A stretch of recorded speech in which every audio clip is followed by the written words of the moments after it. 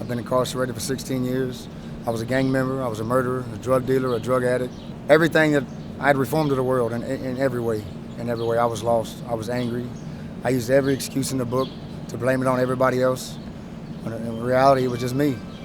I had no purpose in life. I was chasing everything to fill a void that I felt. And I was filling it with drugs and women and violence. And in reality, I just hated myself. I came to prison. And then Jesus stepped up. Jesus found me. And he said, man, everything you've been through in this life, everything, all the hurts, all the traumas, all the trials and tribulations, man, it was for a reason. Because I'm building you up for a purpose. You're to serve me. And all those scars that you have now is going to tell a story. It's going to reach out and it's going to lead men just like you. All the people that I was in my mess with, they see me now. And that reflection of Christ is what we go for. We ask him to be in the midst of every thought, every action. And you're going to be able to lead your family now in a positive way. Your little girls and your son and your wife, they're going to follow. And because of my walk now, my little girls are in church, they're getting baptized. My wife has refound Jesus.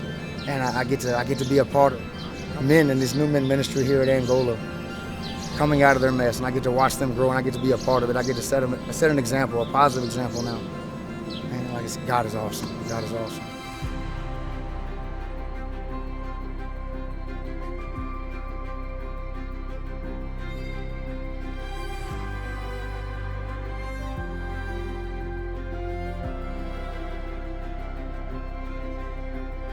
So for the last few months, my family has been going through a really big financial struggle. My wife, she makes good money in the career she chose. She's a nurse, she's a frontline worker, and she works her fingers to the bone. She's amazing in every way. She carries our family in a way that I probably never could or never will. But it's just been one thing after another. You know, it's been a test after a test. It's been a failure after a failure, just one thing after another in the world.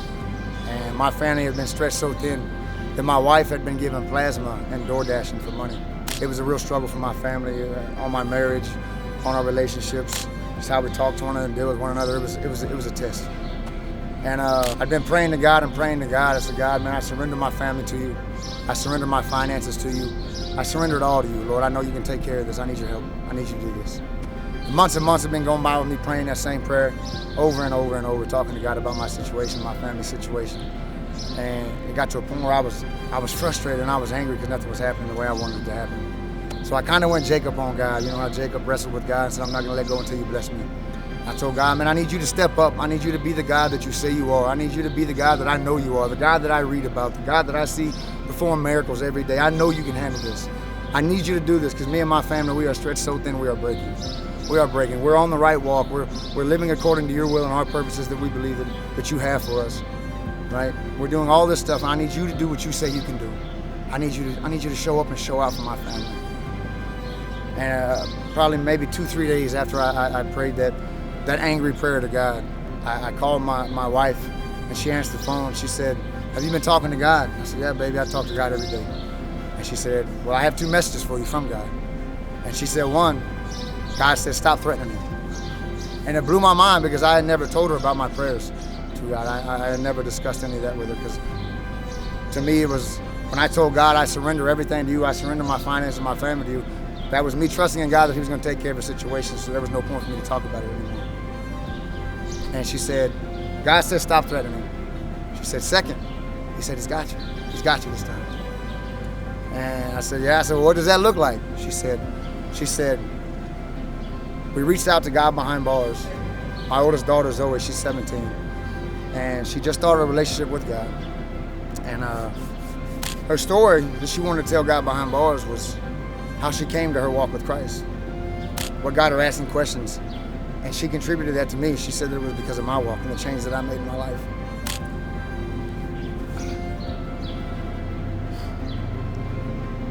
So they did a story on my daughter and our story about how long that I've been incarcerated and about how she had only known me in a prison visitation room. And she grew up here. Her and my youngest daughter, and they grew up here with me. Their relationship with me has been built in prison and over the phone and through visitations and pictures.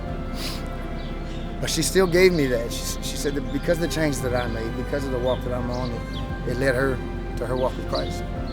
So God Behind Bars did that story, and without them knowing anything about our financial situation, they never told them anything. I never told them anything. Guy behind bars started a fund me page on Venmo and raised $3,054 for my family.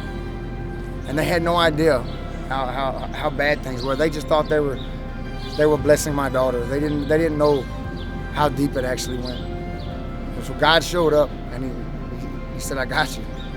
He said, I got you. And he did it in a way that it could only be God. It can never be circumstances. It can never be coincidences. And God showed up in a way that he can only get the glory. Man, this was me. I got you. I told you I got you. And but he always does, man. He always shows up.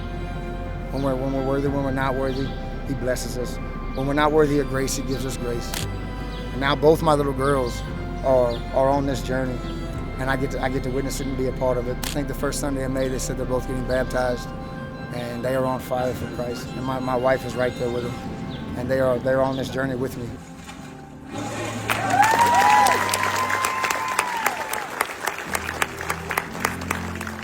I don't only get to spend this life with them now, but I get to spend eternity with them. God behind bars, they answered. God put it on their heart, and they had no idea how big of a blessing that they were a part of. Man, all the families, all the ministries, everybody across the nation or even the world, whoever donated, me and my family, thank you so much. You have no idea how much stress and how much weight you took off my family with just the click of a button or a couple dollars. And we thank you so much. And I hope that God puts it on your heart to do it to so many others. Thank you so much. Thank you. My family loves you. I love you. God loves you. You are a blessing.